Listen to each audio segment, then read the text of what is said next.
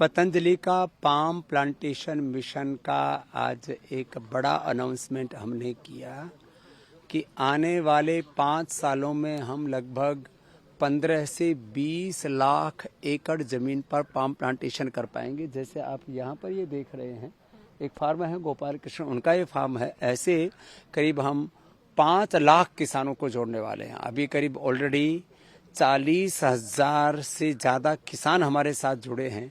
अब ये संख्या 40,000 से 4 से 5 लाख होने वाली है।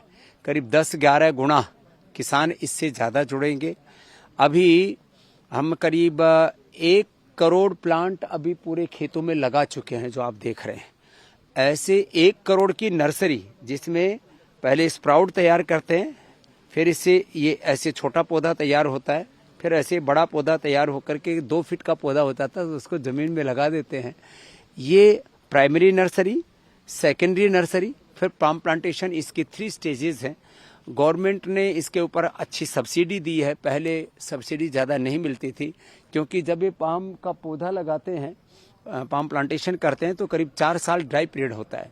4 से 5 साल के बाद इसमें फुल फ्रूटिंग चालू होती है, और उस दौरान किसानों को पर हेक्टर 40,000 करोड़ रुपए सेंट्रल गवर्नमेंट ने सब्सिडी अनाउंस किया है।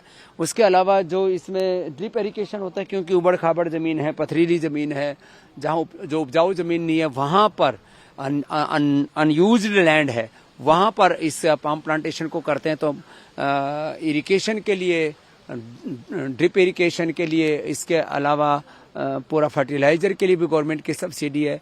तो कुल मिलाकर के ये मिशन इतना बड़ा यशस्वी होने वाला है कि करीब 1.5 से 2 लाख करोड़ रुपए जो में इंडोनेशिया, मलेशिया को देना पड़ता है पाम ऑयल से लेकर के दूसरे एडिबल ऑयल आदि खरीदने के लिए, उस पर हमारी निर्भरता खत्म होगी और खाद्य तेलों में भारत आत्मनिर्भर बनेगा।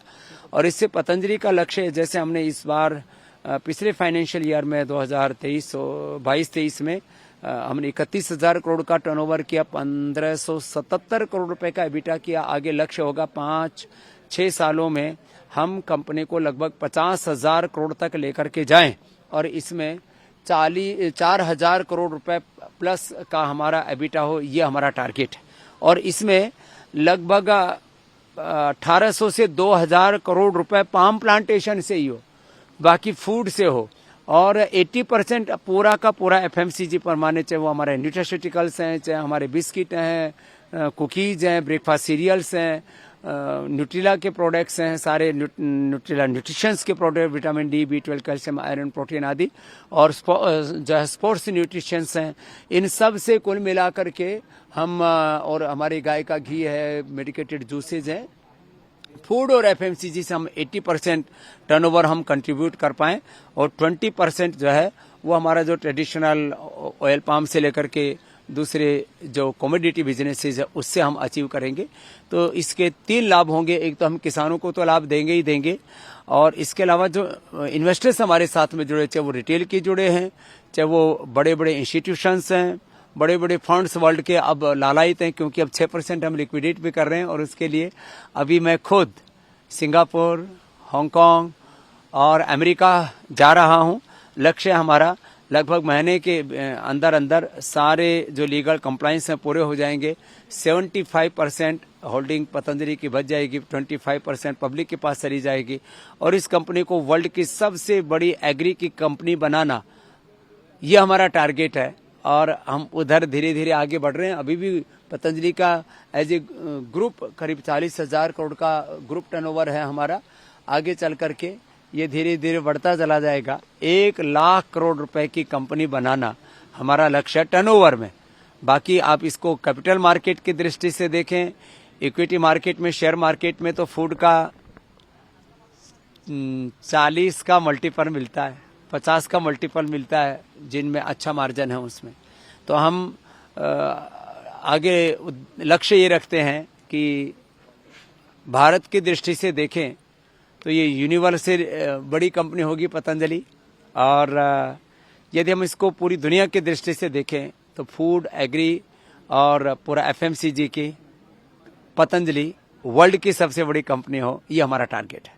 सर कितने राष्ट्रों में अभी ऑयल प्लांटेशंस लगा? पाम प्लांटेशन अभी सबसे बड़ा आंध्रा में है, आंध्रा के बाद अब तेलंगाना, तेलंगाना के बाद असम, और ऐसे करीब 12 स्टेट में काम चल रहा है। पहले पाम प्लांटेशन और उसके बाद में वहां पर प्लांट डालना पड़ता है इसकी क्रशिंग के लिए, कि जब ये बीज तैयार हो जाता है 24 घंटे तक इसका यदि तेल नहीं निकलता है तो फिर जो है उसमें एसिड, कुछ एसिडिक लेवल ऐसे बढ़ जाते हैं, फिर ये खाने योग्य तेल नहीं बच जाता। तो इसलिए बहुत ही संवेदनशील काम है। और 25 वर्षों से ये रुचि सोया जो आज पतंजलि फूड्स है, PFL है, उसका इसमें एक्सपीरियंस है। और सबसे बड़ी जो कुशल प्रोफेशनल टीम पाम प्लांटेशन की पतंजलि के पास है। कोरोना काल में ऑयल के भाव बहुत हाई थे तो ओबियसली किसानों को ज़्यादा फायदा हुआ, लेकिन उसके बाद प्राइस डाउन होने से महंगाई तो कम हुई, लेकिन किसानों को और ज़्यादा उसमें सहायता देने की जरूरत है। तो हम केंद्र और सरकार, राज्य सरकारों से आग्रह करेंगे कि वो इस दिशा में और किसानों की सब्सिडी के लिए और ऐसे कुछ उपाय करें जिससे कि इस बिजनेस की सस्टेनेबिलिटी बनी रहे। किसानों को पतंजलि की तरफ से सपोर्ट मिलता है कि अच्छी नर्सरी तैयार करके अच्छे पौधे उनको उपलब्ध करा दें, अच्छे फर्टिलाइजर्स उनको उपलब्ध करा दें, अच्छी टेक्नोलॉजी उनको उपलब्ध करा दें। कंटिन्यूअस किसानों का ट्रेनिंग प्रोग्राम चलता रहता है कि उनकी किसी भी प्रकार से फसल खराब ना हो। यद्यपि सामान्य रूप से सर्दी, गर्मी, आंधी, वर्षा, तूफान का बहुत ज्यादा असर नहीं होता है, फिर भी कुछ चीजों का तो ख्याल रखना ही पड़ेगा। आखिर प्रकृति है और उसमें सावधानी हटी, दुर्घटना घटी। इसलिए सब प्रकार के ट्रेनिंग प्रोग्राम्स पतंजलि चलाता है। और जब ये पौधा तैयार हो जाता है उसके बाद सारे जो है इसकी सीड को खरीदना, उसको अच्छी मूल्य उसको उपलब्ध कराना, और एक भी किसान का बीज खराब ना हो इसकी गारंटी पतंजलि किसानों के साथ करता है।